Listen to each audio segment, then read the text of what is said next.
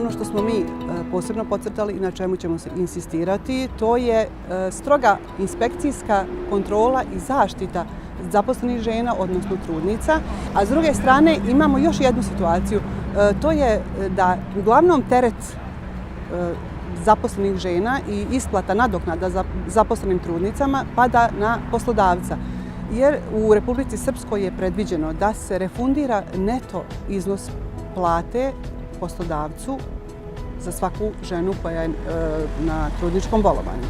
I to se radi, ali imamo situaciju da ljudi i po godinu dana poslodavci čekaju isplatu tog neto iznosa, dok oni naravno moraju isplatiti i neto i porez i doprinosa, odnosno bruto iznos. I smatramo u PDP-u da će isplatom i promjenom isplate tog neto iznosa, odnosno da se ide na isplatu bruto iznosa poslodavcima, daleko se olakšati i položaj zaposlenih žena kod tih poslodavaca. Jer vjerovatno u određenim slučajevima imamo situaciju da oni čim saznaju da im je radnica trudna, odmah se nekim načinom rješavaju tih problema i onda joj naravno daju otkaz. Ovako će i poslodavac, a i sama radnica biti zaštićena.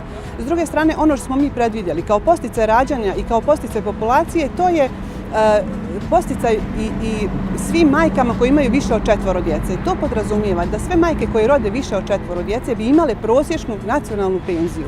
I da bi sve majke koje imaju više od 4 djece imale svaki mjesec materinski dodatak koji bi se isplaćivao do navršetka 18 godina najmlađeg djeteta, a rekla sam da je to samo za one majke koje su rodile više od 4 djece.